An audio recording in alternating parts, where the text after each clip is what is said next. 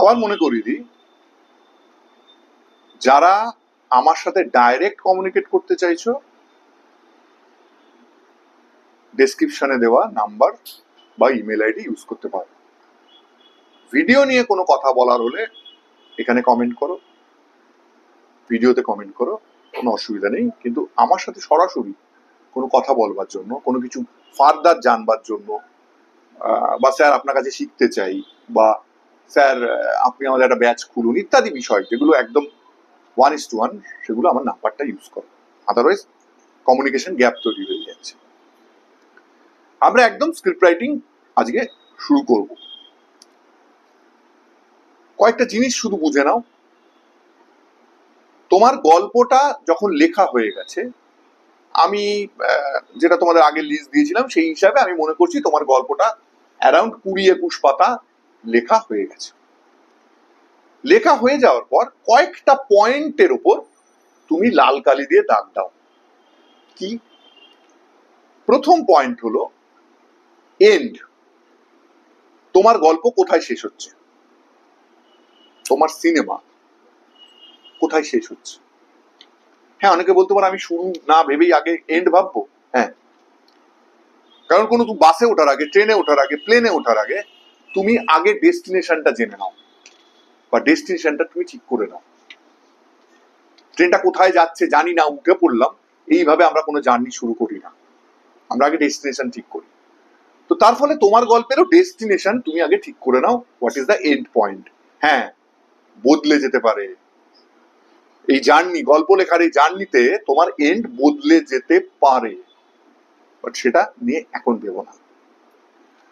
এরপর ঠিক করো তোমার গল্পটি কোথায় শুরু হবে, কোন পয়েন্টে শুরু হবে, ওপেন ইমেজ কি, বা প্রথমে কোনটা দিয়ে তুমি দর্শককে হুক দিতে চলেছ। লাল কালি দিয়ে ওই গল্পের মধ্যে দাগ দাও। তারপর ঠিক করো ইনসাইটিং ইনসিডেন্ট কি, তোমার গল্পের ইনসাইটিং ইনসিডেন্ট কি। যদি মনে না থাকে আমার আগের ভিডিওগুলোতে আবার চলে যাও, দেখে নাও, আমি ইনসাইটিং ইনসিডেন্ট নিয়ে বলেছি। লাল কালি দিয়ে দাগ দাও গল্পের ওপর। তারপর খুঁজে নাও প্লট পয়েন্ট 1, প্লট পয়েন্ট 2 আর ক্লাইম্যাক্সের পয়েন্ট। সব এগুলো লাল কালি দিয়ে গল্পের ওপর দাগ দিয়ে দাও। যদি তুমি তোমার গল্পটাকে প্রিন্ট আউট করে নিতে পারো তাহলে সবচেয়ে ভালো। আদারওয়াইজ তুমি যদি ল্যাপটপে লেখো বা ফোনে লেখো, তুমি এই জায়গাগুলোকে মার্ক করে নাও।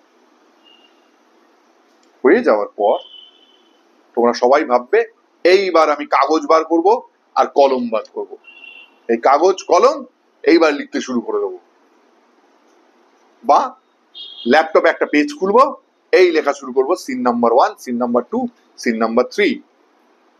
না, তোমার লাগবে এই রকম কিছু ইন্ডেক্স কার্ড। এই ইন্ডেক্স কার্ড নিয়ে আমি একদম প্রথম দিকে আমার যখন লেখালেখি সবে শুরু করেছি, আমি দেখতাম যে আমি কাগজে লিখে যখন এগুলো করছি আমার অসুবিধা হচ্ছে, আমি ওটাকে বারবার সাফল করতে পারছি না, বারবার কাটতে হচ্ছে, আগের জিনিস পরে, পরের জিনিস আগে নিয়ে আসতে হচ্ছে। তখন আমি ঠিক করলাম যে যদি আমি এরকম কার্ড ইউজ করি তাহলে তো মানে পাজলের মতো আমি গল্পটাকে সাজাতে পারবো, এগোতে পারবো, পিছাতে পারবো। এটা আমি নিজে নিজেই প্রথম আবিষ্কার করেছিলাম। পরবর্তীকালে আমি একজন বিখ্যাত রাইটারের বিখ্যাত বই পড়ি, সেখানে দেখতে পাই এই কার্ডের ব্যবহার লেখা রয়েছে। এটা খুব হাসি শোনালেও এটা সত্যি যে মহান মানুষেরা একই রকম ভাবনা চিন্তা করেন। তো এই কার্ড, এই ধরনের কার্ড তোমরা পেয়ে যাবে, নিজেরা বানিয়ে নিতে পারো, বা এগুলো অনলাইন সাইটে পাওয়া যায়। এইরকম কার্ড তোমরা কিনে নেবে। কিনে নিয়ে তোমার গল্পের যেসব ঘটনাগুলি রয়েছে, মনে করো শ্যামল বাবু বাজারে যাচ্ছেন, বাজারে যাওয়ার সময় তার পায়ে চোট লাগলো, একটি কার্ডের মধ্যে একটি সেন্টেন্সে লিখবে শ্যামল বাবু বাজারে মা চলার সাথে তীব্র বচসায় জড়িয়ে পড়লেন, আবার একটি সেন্টেন্সে একটি কার্ডে লিখবে শ্যামল বাবু রক্তাক্ত অবস্থায় ডাক্তারখানায় পৌঁছালেন, একটি কার্ডে একটি লাইন। এইভাবে তোমার পুরো গল্পটাকে তুমি এই রকম ঘটনাগুলোকে এক একটা লাইনে, এক একটা কার্ডে লিখে রাখবে।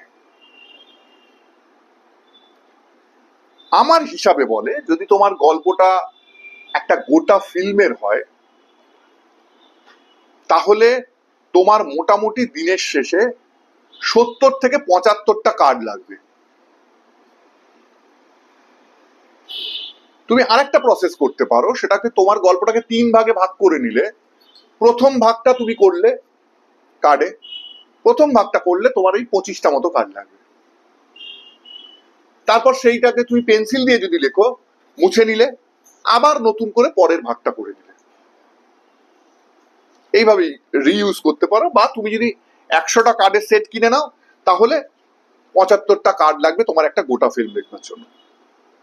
অবশ্যই পেন্সিল ইউজ করবে, ইরেজার ইউজ করবে, যাতে তুমি মুছে ফেলতে পারো। তোমার মনে হলো তুমি শ্যামলবাবু রক্তাক্ত অবস্থায় ডাক্তারখানায় পৌঁছালেন, তুমি লিখে ফেলেছো, তারপর তোমার মনে হলো না এটা ভুল হয়েছে, মুছে ফেলবে।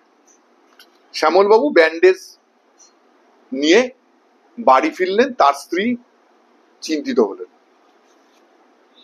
এই কারণে আমরা পেন্সিল ইউজ করবো, ইরেজার ইউজ করবো।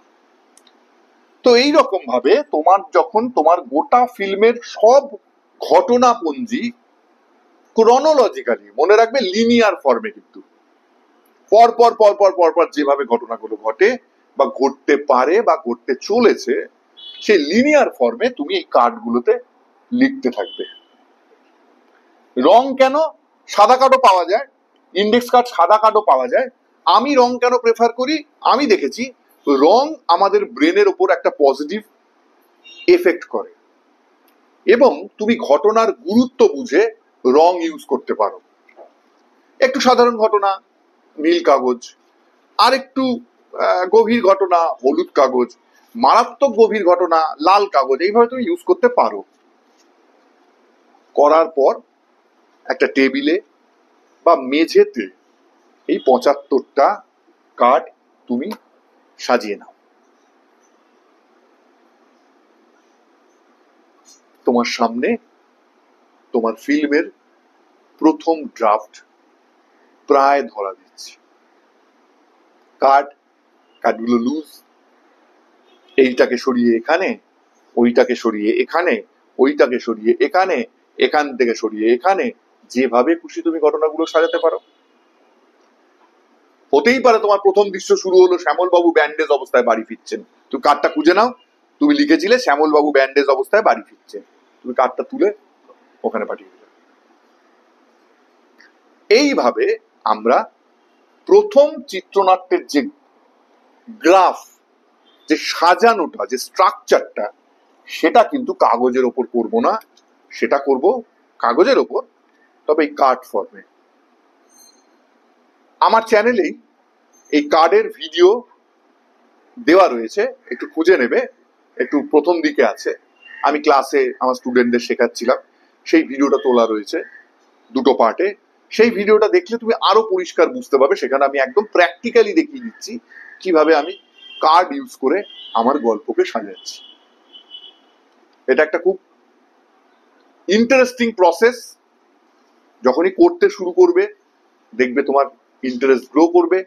কিছুক্ষণ বাদে তোমার মনে হবে না না এই কার্ডটা তো এখানে থাকা উচিত ছিল না, এই কার্ডটা এখানে চলে যাবে, আবার চলে যাও, কোনো অসুবিধা নেই। তোমার কাগজে লিখছো না যে কাটা ছেঁড়া করতে হবে, মুছতে হবে, কিচ্ছু না।